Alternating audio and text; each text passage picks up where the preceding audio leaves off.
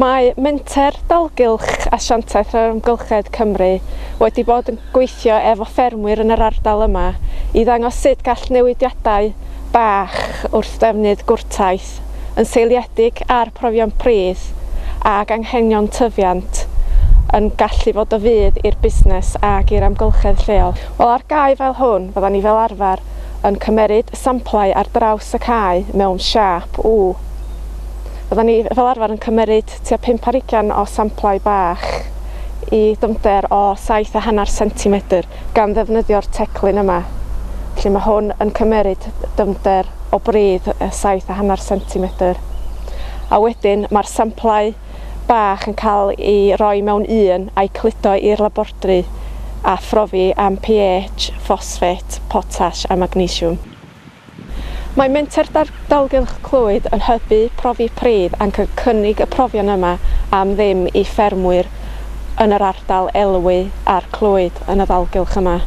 Gall fferm fel hon arbed rhyw 2,500 o gostau ac efallai mwy os ydy'r fferm tipyn mwy na hon. Unwaith mae'r canlyniadau wedi cyrraedd yn ôl, mae'r ffermwyr yn gallu gwneud defnydd o'r canlyniadau i weithio allan y faint o wrtaith sydd angen a sut fath o wrtaith sydd angen rhoi ar y tir. Mae cynllunio gwrtaith yn gwneud synnwyr oherwydd does na ddim ormod o wrtaith yn cael ei roi ar y tir.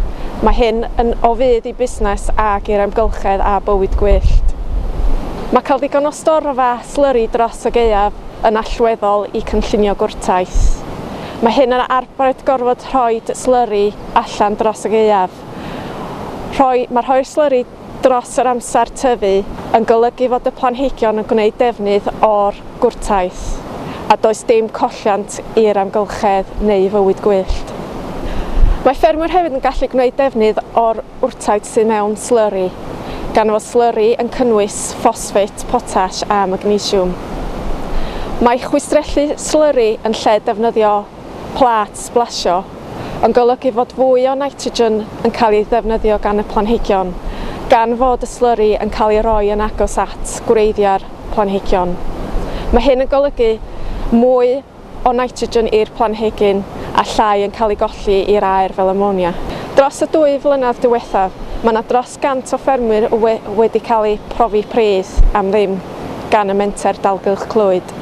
Mae hyn yn golygu fod llai o wrtaith wedi cael ei roi ar y tir, llai o costau i'r ffermwyr a hefyd llai o colliant i'r dŵr ddaear ac i afonydd pwysig fel hon sydd yn gorfod bod yn dda i'r pysgodfeydd lleol. Fe enw i di Gareth Hughes. Da ni'n ffarmio yn fama ar hyd y noes. Oedd yn had yma ymlaen a'n haid o'i flaen o. Da ni'n godro 60 o wartheg a 20 o ddilynwyr.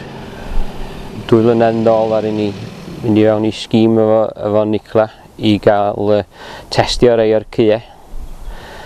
Rhaid i weld faint o potas a ffosfeit sydd yn nhw. A ddaru hynny yn sgogi fi mynd ymlaen i testio'r cie eraill. Mi sylweddoli wedyn bod yna ormod o lawer o ffosfeit a potas yn y cie. Wedyn nes i benderfynu rhoid yr slurry pit yma fyny ar gost o 7,000 ar 20. Mae di newid y mywyd i'n llwyr, dos e ddim byd bod angen cario slurry yn y gia yn y misoedd glypa. Rwan da ni'n medru gadw fo tan y gwanwyn a roi ar y cie sy'r i lyb nes ymlaen yn yr ha. A o'r herwydd da ni'n garad prynu dim byd ond nitrogen, da ni'n prynu ddim compounds o gwbl. A mae di newid y mywyd i'n llwyr. Mae gwneud yr slurry pit wedi safio rhai miloedd o bunnau a mi wneud safio miloedd yn y dyfodol.